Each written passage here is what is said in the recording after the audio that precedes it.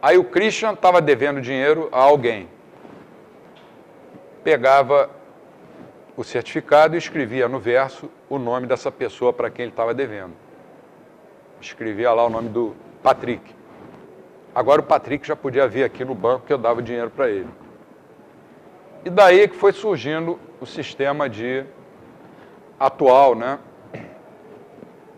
Economia de trocas, depois metais, moedas metálicas, e os bancos começaram a descobrir, depois de algum tempo também, que podiam pegar uma parte dos depósitos que eles tinham recebido e começaram a emprestar.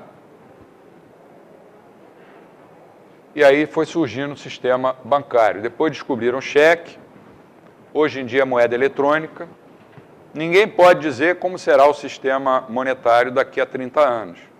Há 20 anos atrás, você ia imaginar que você podia entrar numa loja e pagar uma compra com um cartão, meter o cartão numa máquina, não precisa nem andar com dinheiro, nem com cheque. Como é que vai ser daqui a 50 anos? Talvez cada um de nós tenha um chip na orelha, aperta o chip, já dá um sinal lá e já está pago. Aí os assaltantes vão andar com facas cortando orelhas. O que eu quero dizer é que ninguém pode planejar como vai ser o sistema monetário. Isso foi surgindo e... Outro exemplo de ordem espontânea, a linguagem. Como é que as pessoas se comunicavam antigamente? Há 300 anos atrás, como é que as pessoas, no Brasil mesmo, chamavam? Vossas mercês estão entendendo o que eu estou falando? Aí, vossas mercês é uma coisa muito grande. Aí passou assim, vós mercês estão me entendendo? Depois, com os usos e costumes, passou a ser, vocês estão me entendendo? Daí passou a, vocês estão me entendendo? E hoje, quando a gente fala rápido, a gente fala assim, vocês estão me entendendo? Como é que os maridos tratavam as suas mulheres? As mulheres tratavam os seus maridos há 100 anos atrás. Senhor, meu marido, posso ir até a esquina comprar feijão na venda? Hoje, como é que elas tratam os maridos? Pô, fui! Ou então, pô, você não lavou a louça ainda, cara? Quer dizer, os usos e costumes vão evoluindo. Evolver é uma palavra melhor do que evoluir. Porque evoluir dá a ideia de que está melhorando, mas eles vão se modificando ao longo do tempo. Para os pensadores da Grécia Antiga, só havia dois tipos de fenômenos, correspondentes aos termos introduzidos pelos sofistas do século V a.C. Physei, que significa por natureza, e tesei, que significa por decisão deliberada.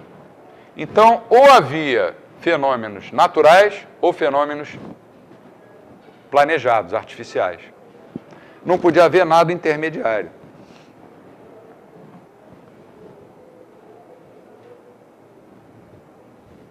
Aí veio o bom velhinho, né? Eu chamo ele de bom velhinho, Hayek, e disse, ó, nas ciências sociais não é bem assim. Nesse livro aí, A Contra-Revolução da Ciência, Estudos sobre o Abuso da Razão, em 64, ele já escrevia, alguma espécie de ordem aparece como resultado da ação individual, mas sem ser intencionada por qualquer indivíduo. Intencionada aí no sentido de planejada.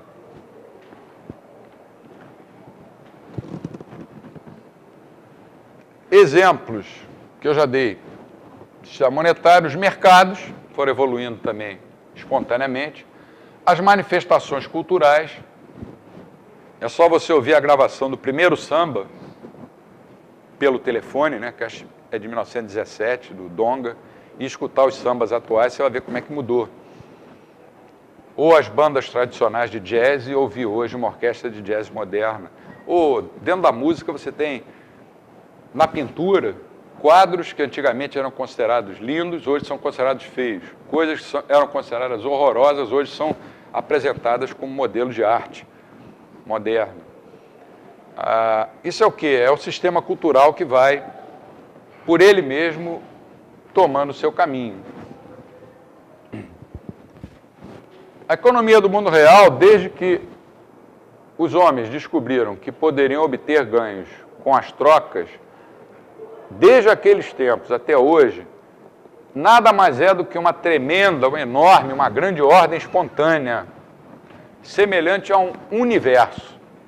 Por isso o Hayek usava o termo cataláctica ou cataláxia. No universo, você tem permanentemente forças em expansão e em contração.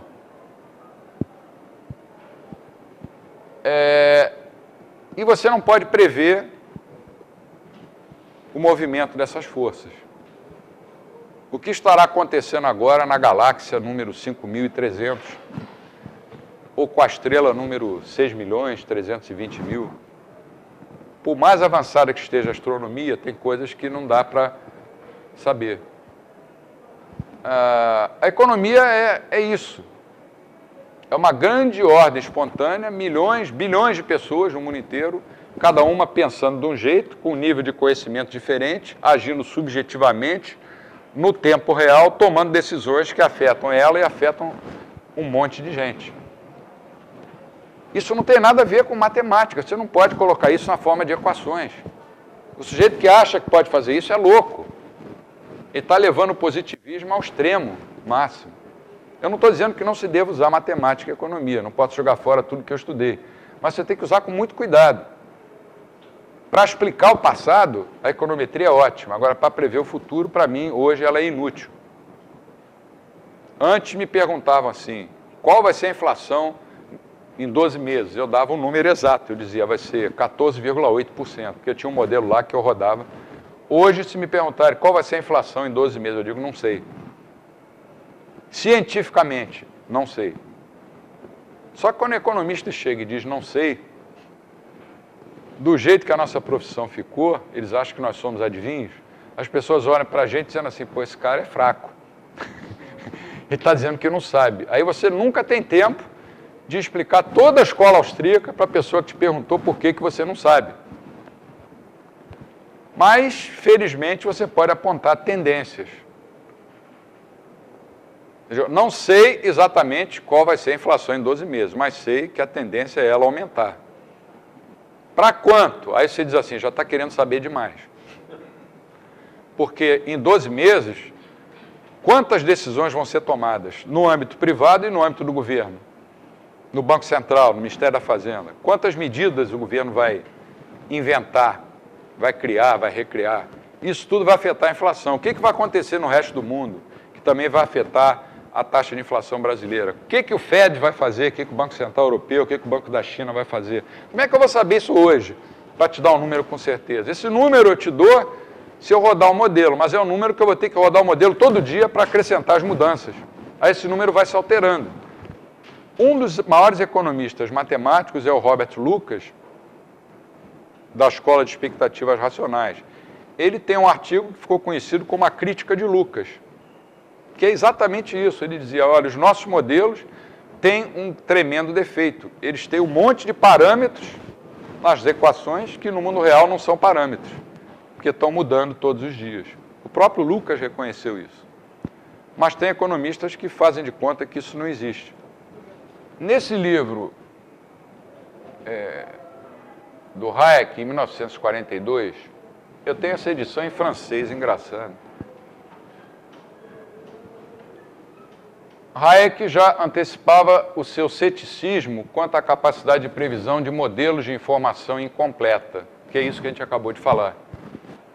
O contexto geral das ciências sociais implicaria modelos de previsão sobre cada ordem espontânea a ser analisada. Como é que você vai analisar um modelo, vai inventar um modelo de previsão para explicar, por exemplo, a ordem espontânea da linguagem, ou da moeda, ou da cultura?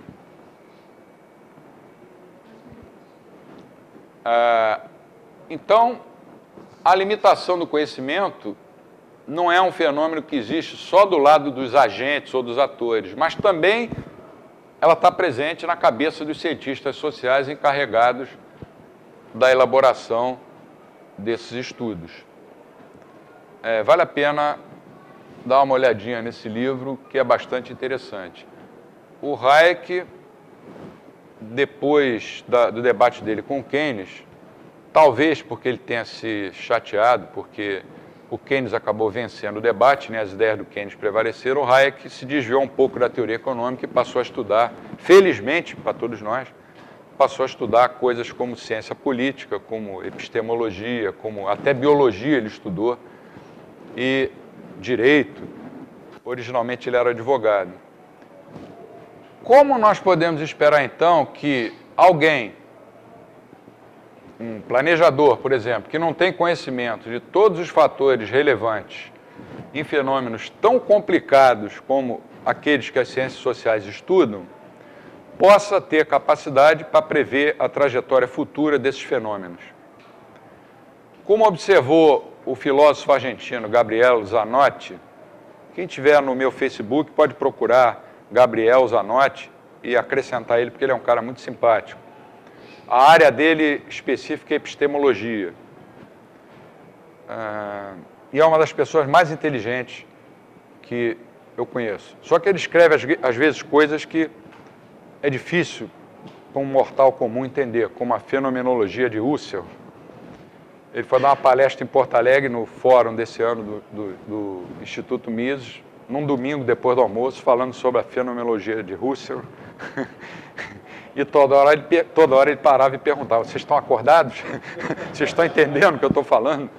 Mas é como disse o Zanotti, se trata do indeterminismo intrínseco à conduta humana, como diria o Karl Popper, ou, como dizia São Tomás de Aquino, simplesmente do livre-arbítrio, que sempre existiu e vai existir, né? A capacidade de previsão das ciências sociais é restrita a previsões gerais, do tipo: a inflação deve subir, o balanço de pagamentos deve piorar, as exportações devem cair ou subir, a taxa de câmbio vai para cima, vai para baixo, e jamais a previsões particulares e específicas. E a única possibilidade de testes empíricos é a pura observação de acontecimentos que, segundo o resultado geral da previsão, seriam impossíveis. Olha que coisa interessante.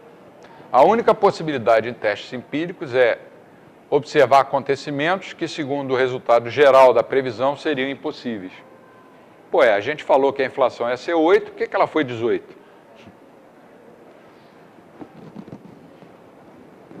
Agora, entrando devagarzinho, para não assustar muito, na parte que nos toca, que é a economia. Nós dividimos nesses 6 itens a economia da escola austríaca. Repare, é chamado de escola austríaca de economia, mas na verdade não é uma escola só de economia. Ela é uma escola de todas as ciências sociais. Haja vista as primeiras aulas que vocês tiveram, né? O Hayek, quando ganhou o prêmio Nobel, que ele teve que dividir com um socialista sueco, Gunnar Myrdal, ele disse uma frase que me marcou muito. Ele falou assim: o economista que só sabe teoria econômica não pode ser um bom economista. O economista que não sabe teoria econômica nunca vai ser um bom economista, mas se ele só souber teoria econômica, ele também não vai ser um bom economista. Por isso, ele resolveu estudar um campo tão vasto do conhecimento humano, que foi muito além da economia. Então, nós temos o processo de mercado, a função empresarial, o famoso debate sobre o cálculo econômico, e as teorias monetárias do capital e dos ciclos econômicos.